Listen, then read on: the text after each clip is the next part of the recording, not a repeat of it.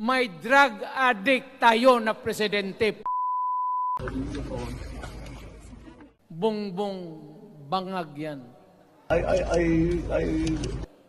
Si Bongbong Marcos bangag noon.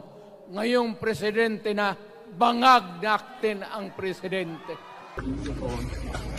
Mr. President, baka susunod ka sa dinaanan ng tatay mo. Naging kontrobersyal ang pahayag ng dating Pangulong Rodrigo Roa Duterte sa kanyang speech sa naganap na rally noong nakaraang linggo sa Davao City. Dito ay direkta niyang inakusahan si Pangulong Bongbong Marcos na isang adik at nasa narcolis noong panahon na siya ay mayor pa lamang ng